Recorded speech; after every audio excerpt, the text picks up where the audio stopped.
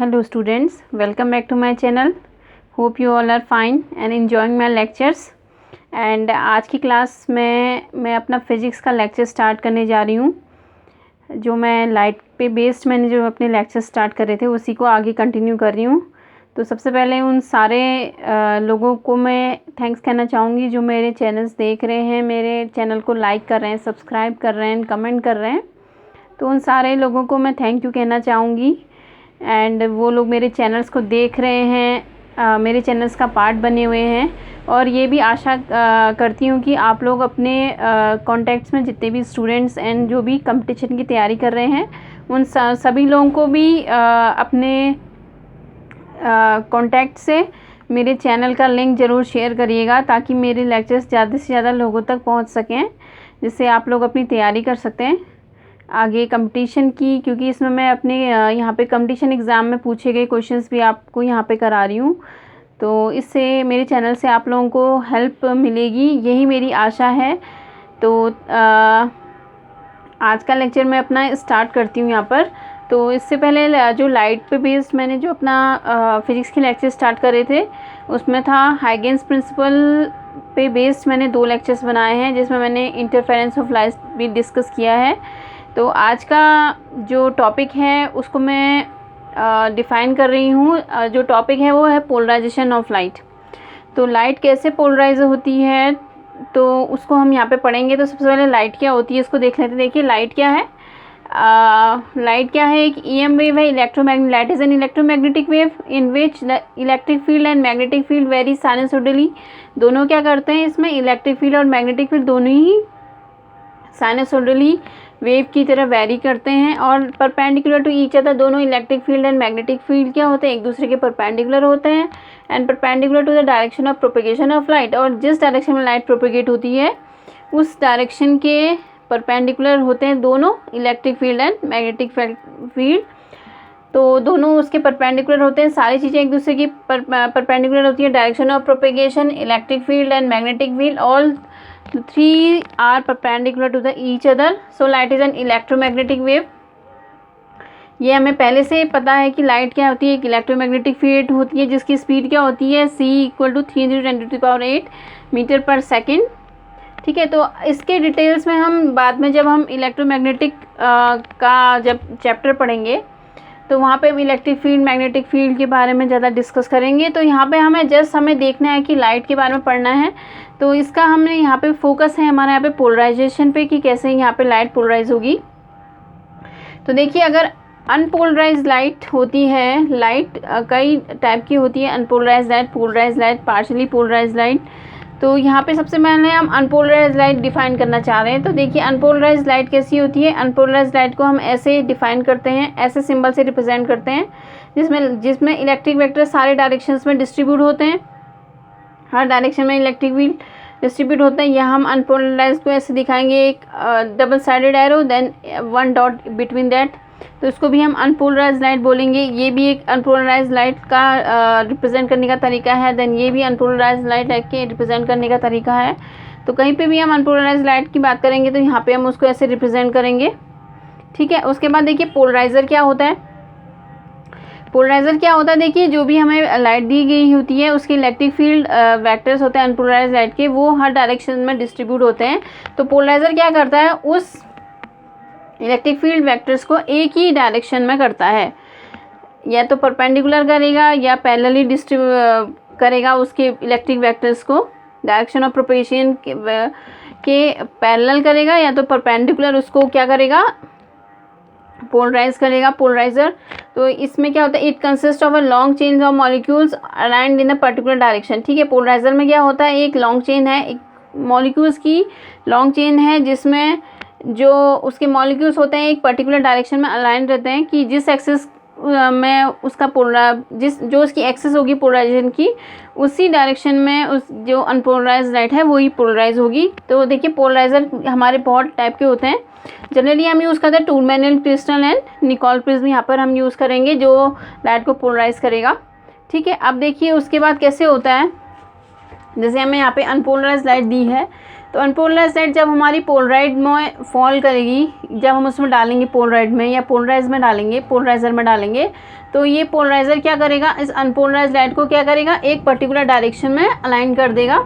क्योंकि यहाँ पे इलेक्ट्रिक फील्ड वेक्टर हर डायरेक्शन में है। मान लो इसकी ये इसकी एक्सिस है, इस एक्सिस के अलोंग ये पोलराइज करेगा, तो इसके वेक्टर्स जो हैं पोलराइज के वेक्टर्स क्या होंगे, एक पर्टिकुलर डायरेक्शन में अलाइन हो जाएंगे डायरेक्शन ऑफ प्रोपेगेशन के। So these electric vectors are perpendicular to the direction of propagation of light.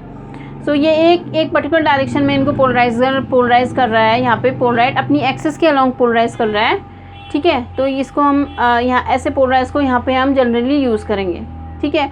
अब देखिए पोलराइजेशन क्या होता है, हम उसको एक बार पहले डिफाइन कर लेते हैं।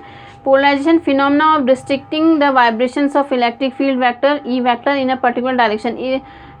जो ये इलेक्ट्रिक फील्ड हैं वेक्टर्स, उसको क्या करता है, एक पर्टिकुलर डायरेक्शन में क्या करता है, रिस्ट्रिक्ट करता है। एक पर्टिकुलर डायरेक्शन में ही उसके वाइब्रेशन होंगे after polarization and the direction of wave propagation, ठीक है। तो डायरेक्शन ऑफ वेव प्रोपेगेशन के एक पर्टिकुलर डायरेक्शन में वो क्या होंगे, रिस्ट्रिक्ट होंगे, और ये ई वेक्टर्स भी क्या होंगे, एक पर्टिकुलर डायरेक्शन में होंगे और डायरेक्शन ऑफ वेव प्रोपेगेशन के परपेंडिकुलर ही होंगे ये वाइब्रेशंस, ठीक है। तो ये हमारा पोलराइजेशन का फिनोमेना है। जैसे यहाँ पे अनपोलराइज लाइट हमने यूज़ करी है, यहाँ पे सिंबल मैंने आपको बताया था। देन ये पोलराइज से पास हुआ तो ये क्या हो रहा है, इसके बाद ये लाइट जो है पोलराइज्ड है, जिसके वाइब्रेशन क्या है, जिसके वाइब्रेशन पैरेलली हमें मिले हैं उसके बाद आफ्टर पोलराइजेशन, ठीक है। तो यहाँ पे ये पोलराइजेशन फिनोमेना यहाँ पे हमने डिस्कस किया इसको। तो जस्ट हमें यहाँ पे देखना है कि कैसे पोलराइजेशन हो रहा है, क्योंकि हमें ये चीज़ें पूछी जाएंगी एग्ज़ाम में, ठीक है। उसके बाद देखिए जो हम यहाँ पे पोलराइड यूज़ कर रहे हैं या पोलराइजर जो यूज़ कर रहे हैं वो पैरेलली का बोलेंगे, क्रॉस का बोलेंगे, क्योंकि अभी देखिए हम जाएंगे तो पोलराइज़र के बाद एनालाइज़र भी आएगा जो लाइट को एनालाइज करेगा कि कैसे लाइट पोलराइज हुई है, ठीक है। तो देखिए पैरेलल निकोल्स जल्दी है, पैरेलल निकोल की बात करें तो पोलराइजर की तरह यूज़ होता है। तो पैरेलल निकोल्स कब कहेंगे, जब when angle between the principal sections of two Nicols are 0 and 180 degree, जब दोनों प्रिंसिपल सेक्शंस के बीच के एंगल बनेगा 0 और 180 डिग्री बनेगा, तब उनको पैरेलल निकोल्स कहेंगे हम। और दूसरा क्रॉस निकल, जब उनके प्रिंसिपल सेक्शंस के बीच में 90 डिग्री का एंगल बनेगा दोनों पोलराइजर और एनालाइजर के बीच में, तो उसको हम क्या बोलेंगे, क्रॉस निकोल बोलेंगे। अब जब पैरेलल निकोल होते हैं तो दोनों की प्रिंसिपल एक्सिस पैरेलल होगी, देन दोनों से same type of light polarize होगी, दोनों जगह एक जैसे होंगे आफ्टर पोलराइजेशन। देखिए जैसे यहाँ पे पोलराइज लाइट है, हम यहाँ पे एक एनालाइजर रख रहे हैं, अगर इनकी एक्सिस पैरेलल है फर्स्ट एंड पोलराइड की और ये एनालाइजर, यहाँ पे देख लेते, देखिए विद एग्जांपल। तो ये क्या होगा, अगर इनकी प्रिंसिपल एक्सिस पैरेलल है तो इसके वाइब्रेशंस भी हमें ऐसे ही मिलेंगे आफ्टर एनालाइजिंग दिस लाइट, ठीक है। अब देखिए अब क्रॉस निकल्स कब कहेंगे, जब इन दोनों के प्रिंसिपल सेक्शंस एक दूसरे के परपेंडिकुलर होंगे, ठीक है। परपेंडिकुलर होंगे तो आफ्टर पोलराइड के बाद ये क्या है, ये पैरेलल वाइब्रेशंस हमें मिले हैं। अब देखिए आफ्टर एनालाइजर इसके लिए पोलराइजर की तरह बिहेव करेगा, तो इसके प्रिंसिपल एक्शन इसके परपेंडिकुलर होगा, इस लाइट के परपेंडिकुलर होगा, तो क्या होंगे ये इसमें से इसके बाद ये वाइब्रेशंस वही वहाँ जाएंगे जो इसके पैरेलल होंगे, बट ये इसके एक्सिस क्या है, इसके परपेंडिकुलर है, तो इसके परपेंडिकुलर है तो यहाँ से कोई भी वाइब्रेशंस बाहर नहीं जाएंगे। अगर दोनों निकोल्स क्रॉस हैं तो अगर 90 डिग्री पे हैं तो after analyzing there will be no polarize light, the intensity of light after the analyzing should be 0, तो इसी को हम बोलेंगे क्रॉस निकोल्स। आगे हम एग्जाम्पल्स करेंगे और डिफाइन करते हैं तो वहाँ पे और ज़्यादा क्लियर होगा। तो आगे देखते हैं।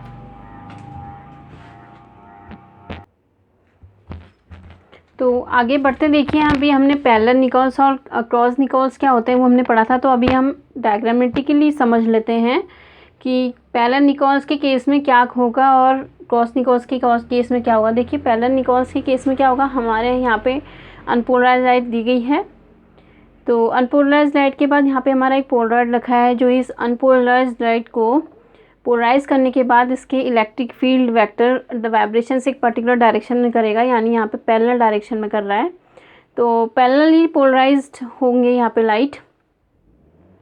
देखिए वही वाइब्रेशंस पास होंगे जो इस प्रिंसिपल सेक्शन के पैरेलल होंगे, और ये वाले पैरेलल होंगे, और बाकी ये वाले जो कंपोनेंट्स हैं इनके हॉरिजेंटल कंपोनेंट्स या इस वाले के वर्टिकल कंपोनेंट्स इससे पास होंगे, इस वाले के नहीं होंगे, इस वाले का वर्टिकल कंपोनेंट पास होगा। तो ये वाले after polaroid one this unpolarized light is converted into parallelly polarized light whose vibrations are parallel, electric field vibrations are parallelly। So इसकी इंटेंसिटी यहाँ पे क्या हो जाएगी, आधी हो जाएगी। क्यों होगी, क्योंकि इससे इस लाइट के कुछ ही कंपोनेंट्स जो इसके पैरेलल होंगे वो इसके यहाँ से पास होंगे, यानी आधी ही लाइट की इंटेंसिटी यहाँ से पास होगी। सारे कंपोनेंट्स नहीं पास होंगे, कुछ ही पास होंगे जो इस वाले कंपोनेंट के परपेंडिकुलर कंपोनेंट पास होंगे, और ये वाले कंपोनेंट सारे पास होंगे। तो ऐसा सारे कंपोनेंट्स के केस के लिए होगा। तो यहाँ पे इंटेंसिटी आधी हो जा रही है। फिर उसके बाद देखिए इसको अगर हम एनालाइज करेंगे, यहाँ पे दूसरा पोलराइड रखा है। पैरेलल निकोस का मतलब इसका प्रिंसिपल सेक्शन और इसका प्रिंसिपल सेक्शन क्या है, 0 डिग्री पे है, यानी ये दोनों 180 डिग्री पे है। इनके क्रॉस सेक्शन पैरेलली है, इनके प्रिंसिपल सेक्शंस। तो क्या होगा, देखिए जो इंटेंसिटी है I/2 लाइट की इंटेंसिटी ऑफ लाइट है जिसके वाइब्रेशंस पैरेलल है, ये वाइब्रेशंस यहाँ से पास होंगे जो इस पोलराइजन सेकंड पोलराइड की एक्सिस के पैरेलल होंगे। तो क्योंकि सारे वाइब्रेशंस इसके पैरेलल हैं तो सारे वाइब्रेशंस आफ्टर पोलराइड 2 सारे वाइब्रेशंस पास होंगे। तो यहाँ पे भी इसकी इंटेंसिटी सेम रहेगी। तो ये पैरेलल निकोस का केस है। यहाँ पे लास्ट में हमारी इंटेंसिटी भी क्या रही, सेम रही। ठीक है, अब देखिए इसका रिजल्ट क्या रहा। ऑन रोटेटिंग पोलराइड 1, अगर हम इस पोलराइड 1 को रोटेट करेंगे the intensity of emergent light remain same. ठीक है, कैसे रहेगी सेम, देखिए अगर हम इस पोलराइड को किसी पर्टिकुलर एंगल पर रोटेट करें तो उस केस में भी ऐसा ही होगा कि वही वाइब्रेशंस पास होंगे जो इस प्रिंसिपल सेक्शन के पैरेलल होंगे, यानी इस जो अनपोलराइज्ड लाइट के वाइब्रेशंस हर डायरेक्शंस में है उसके कुछ पर्टिकुलर कंपोनेंट जो उसके परपेंडिकुलर होंगे वही पास होंगे, और जो उसके पैरेलल होंगे वही पास होंगे। तो यह रिज़ल्ट यही होगा कि लास्ट में आधी इंटेंसिटी ऑफ लाइट ही हमें मिलेगी। तो इसको हम कैसे भी रोटेट कर लेंगे तो इंटेंसिटी लास्ट में क्या रहेगी, सेम रहेगी। ये पॉइंट आपको ध्यान में रखना है। दूसरा पॉइंट, ऑन रोटेटिंग पोलराइड 2, जैसे हम पोलराइड 2 को रोटेट करेंगे the intensity of emergent light varies from maximum to 0। देखिए क्योंकि आफ्टर पोलराइड 1 के बाद हमारे जो वाइब्रेशन इलेक्ट्रिक फील्ड वाइब्रेशन एक पर्टिकुलर डायरेक्शन में पैरेलल ही है। अगर जैसे हम इसको रोटेट करेंगे, यानी ये पैरेलल ही है, इसका प्रिंसिपल सेक्शन दोनों पैरेलल है, यहाँ पर ये वाइब्रेशंस और इसके प्रिंसिपल सेक्शन दोनों पैरेलल है, तभी ये वाइब्रेशंस यहाँ पास हो रहे हैं। अगर जैसे ही हम इसका प्रिंसिपल सेक्शन इस पोलराइड को रोटेट करेंगे तो इसके पैरेलल वाइब्रेशंस और इसका प्रिंसिपल सेक्शन से क्या होगी, वो लाइट पास नहीं होगी, क्योंकि वो उससे जा ही नहीं रही है लाइट, क्योंकि दोनों क्या पैरेलल नहीं होंगे, सिर्फ वही यहाँ से पास होंगे जो इस प्रिंसिपल सेक्शन के पैरेलल होंगे, क्योंकि यहाँ पे पैरेलली पोलराइज है लाइट। अब जैसे हम इसको रोटेट करेंगे, इसका प्रिंसिपल सेक्शन और ये वाइब्रेशन पैरेलल नहीं होंगे, तो उससे क्या होगा, उसकी इंटेंसिटी कम होती जाएगी, वो पास ही नहीं होंगे। तो so intensity of emergent light varies from maximum to 0। तो इससे कह रहा है कि हमारी जो यहाँ पे मैक्सिमम थी, जैसे हम इसको रोटेट करेंगे उसको भी वो क्या हो जाएगा, मैक्सिमम से 0 होने लग जाएगी इंटेंसिटी। अब वही केस हम यहाँ पे देख रहे हैं कि कैसे वो मैक्सिमम से 0 होगी। देखिए ये कंडीशन होगी, ये सिमिलर केस है। अनपोलराइज्ड लाइट हमें दिया है, I0 इंटेंसिटी की लाइट है, जैसे हम उसको पोलराइड से पास करेंगे तो वही वाइब्रेशंस पास होंगे जो इस प्रिंसिपल सेक्शन के पैरेलल होंगे। तो यहाँ पे हमें I0 इंटेंसिटी की आधी इंटेंसिटी की लाइट हमें यहाँ पे मिली I0/2। देन देखिए उसके बाद जैसे हम इसको सेकंड पोलराइड 2 एनालिसिस से पास करेंगे, जिसकी प्रिंसिपल सेक्शन यहाँ पे तो पैरेलल था, लेकिन यहाँ पे क्या है, इस प्रिंसिपल सेक्शन के परपेंडिकुलर डायरेक्शन में है इसका प्रिंसिपल सेक्शन, यानी ये पैरेलली पोलराइज्ड लाइट जब इस एनालिसिस से पास होगी तो इसका प्रिंसिपल सेक्शन इस पैरेलली पोलराइज्ड लाइट के परपेंडिकुलर होगा, यानी यहाँ से कोई भी लाइट आगे पास नहीं होगी, सिर्फ वही लाइट पास होगी जो इस प्रिंसिपल सेक्शन के पैरेलल होंगे, क्योंकि यहाँ पे पैरेलल इस प्रिंसिपल सेक्शन के पैरेलल कोई वाइब्रेशन नहीं है, ये इस प्रिंसिपल सेक्शन के पैरेलल वाइब्रेशन हमें यहाँ पे मिले हैं, तो यहाँ से कोई लाइट पास नहीं होगी, इसलिए फाइनली हमें क्या होगा, 0 इंटेंसिटी की लाइट यहाँ पे मिलेगी। ठीक है, तो intensity of emergent light after Polaroid 2 is 0, जिससे हमें पता चला कि लास्ट में क्रॉस निकोस के केस में हमें lastly after analyzing the light the intensity of light should be 0, but in case of parallel Nikon's the intensity of light after analyzing the light should be I0/2, similar as in polaride 1 case। ठीक है, तो ये 2 case हमने यहाँ पे पढ़े। अब आगे देखते हैं। तो आगे देखते हैं कि एक पर्टिकुलर केस अभी तक हमने पैरेलल और क्रॉस निकॉल्स के बारे में पढ़ा था। अभी हम देखते हैं कि अगर पोलराइज़र और एनालाइज़र के बीच में अगर थीटा एंगल बन रहा है तो उस केस में क्या होगा। तो उसके लिए एक लॉ होता है हमारा, जिसे हम बोलते हैं लॉ ऑफ मेलस। तो लॉ ऑफ मेलस क्या होता है उसे देखिए। When a beam of completely polarized light is incident on an analyzer, जब कंप्लीटली पोलराइज्ड लाइट किस में इंसिडेंट होती है, एनालाइज़र में इंसिडेंट होती है, then the resultant intensity I transmitted from the analyzer. तो एनालाइज़र के से निकलने वाली लाइट की इंटेंसिटी कैसी होती है, देखिए resultant intensity varies directly as the, कैसे वेरी करती है, देखिए directly as a square of the cosine of the angle theta between the plane of transmission of analyzer and polarizer. ठीक है, तो intensity after analyzing the light should be किसके, cosine के, cosine यानी कॉस के स्क्वायर के angle, किसका angle होता है कॉस में, the theta angle between the transmission of analyzer and polariser. तो एनालाइज़र और पोलराइज़र के बीच में के जो प्रिंसिपल सेक्शंस के बीच में जो एंगल बनता है उसके कोसाइन के स्क्वायर के इक्वल होती है, डायरेक्टली प्रोपोर्शनल होती है resultant intensity of light after analyzing the light. तो इसको देखिए, जैसे हमने फिगर हमने यहाँ पे बनाया, यहाँ पे हमारी अनपोलराइज लाइट है। After polarising the light from P1 the light should be plane polarised light with vibration parallel to the plane with electric vibration are parallel. So इसके एंटी इंटेंसिटी हम I0 ले लेते हैं। तो देखिए उसके बाद यहाँ पे एक एनालाइज़र लिखा है, एनालाइज़र P2 रखा है, इसका प्रिंसिपल सेक्शन पैरेलल था। और देखिए यहाँ पे एक एनालाइज़र है, हम यहाँ पे ये कंसिडर कर रहे हैं कि ये वाला प्रिंसिपल एक्शन और इसका प्रिंसिपल एक्शन क्या है, एक दूसरे से क्या बना रहे हैं, थीटा एंगल बना रहे हैं। तो थीटा एंगल बनाने के बाद देखिए आफ्टर एनालाइजिंग दिस लाइट कुछ एक इंटेंसिटी ऑफ लाइट यहाँ पे निकल रही है आफ्टर एनालाइजिंग इट। तो अगर ये दोनों एक दूसरे से थीटा एंगल बना रहे हैं तो इस resultant intensity of light after analysing it, तो उसका एक एक्सप्रेशन हमने दिया है। तो मेलस ने बताया था इसको, जिससे हमने मेलस ने लिखा है। तो देखिए ये intensity of light after analyzing I is proportional to cos square theta. Theta is the angle between P1 and plane of transmission of P1 and P2, तो इसी का कोसाइन का स्क्वायर है। तो I is proportional to cos square theta and this इस proportional डी को हम कांस्टेंट से रिप्लेस कर रहे हैं। तो ये कांस्टेंट क्या होता है, I0, यहाँ पे जो इंटेंसिटी निकलती है light after polarising the light. तो इस इंटेंसिटी को हमने यहाँ पे I0 लिखा है। Then this is cos square theta. तो हमारा लॉ ऑफ मेलस है I is equal to I0 cos square theta, ये हमारा लॉ ऑफ मेलस है। आगे हम इसको कहीं पे भी पोलराइजेशन की बात करेंगे पोलराइड से, तो वहाँ पे इसको हम यूज़ करेंगे। तो उसके बाद आगे देखते हैं। देखिए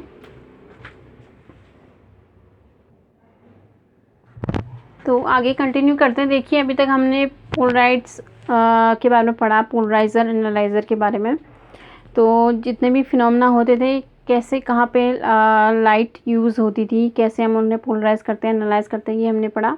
तो लास्ट हमारा ये है आज के लेक्चर में कि इनका यूज़ कहाँ पे होता है, ये हम देख लेते हैं। क्योंकि हम कोई भी चीज़ करते हैं उसका हमें एप्लीकेशंस पता होना बहुत ज़रूरी है, इसलिए यहाँ पे हम उसका देख लेते हैं। देखिए कहाँ पे इसे हम अप्लाई करते हैं, कहाँ पे इनका यूज़ करते हैं।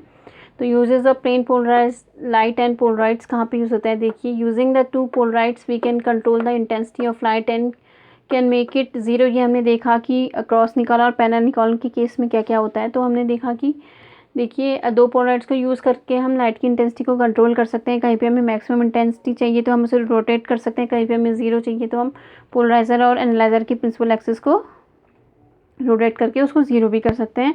तो यहाँ पे उसका यूज़ होता है। देखिए दूसरा है polaroids are use in headlights and in windscreens of car.